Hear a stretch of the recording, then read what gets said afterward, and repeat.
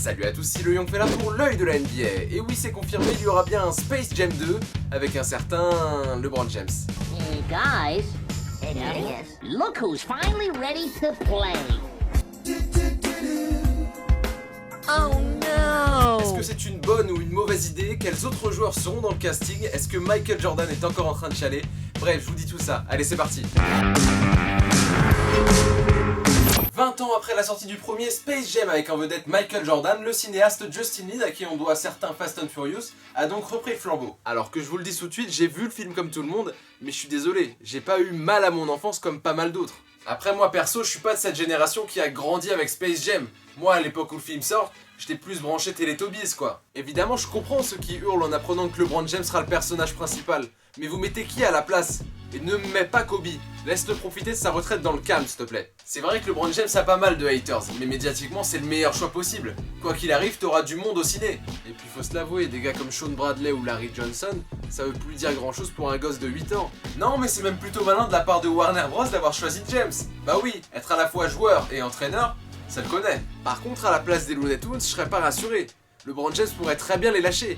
Extrait du film. LeBron, quelle est votre décision? C'est compliqué. C'est très dur. J'ai décidé de quitter l'équipe des Toons pour jouer avec les monstres.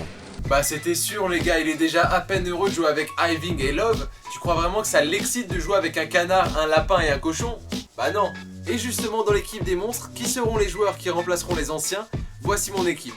Dans le rôle de Muggsy Bugs, Isaiah Thomas. Même si c'est vrai que le joueur des Celtics dépasse de 15 cm son prédécesseur, c'est le plus petit qu'on a en stock aujourd'hui. Mesdames et messieurs, dans le rôle de Larry Johnson, Russell Westbrook. Bon, déjà parce qu'il partage le même swag du futur, et puis parce que Westbrook, même s'il perd son talent, il aura pas besoin de se transformer. Il a déjà du sang extraterrestre en lui. Dans le rôle de Charles Barkley, Draymond Green. À la fois fou furieux et multitâche, il sera parfait pour le rôle. En plus de ça, le Warrior, il a pas peur du ridicule. Mesdames et messieurs, dans le rôle de Sean Bradley, Kristaps Porzingis. Bah oui, il nous fallait ce grand blanc-bec un peu paumé. Et puis au-delà de mériter d'être dans cette team, Kristaps il sait ce que c'est de se faire huer par la foule. Big up aux fans des Knicks. Et enfin dans le rôle de Patrick Ewing, j'appelle la diva DeAndre Jordan.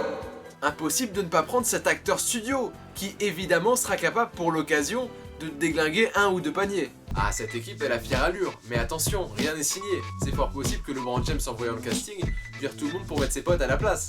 Affaire à suivre. Voilà, cette vidéo est maintenant terminée. N'hésite pas à me donner dans les commentaires ton propre casting. Balance-moi les joueurs que tu aimerais bien voir dans ce film. Et bien sûr, tu peux t'abonner à ma chaîne YouTube pour de prochaines vidéos.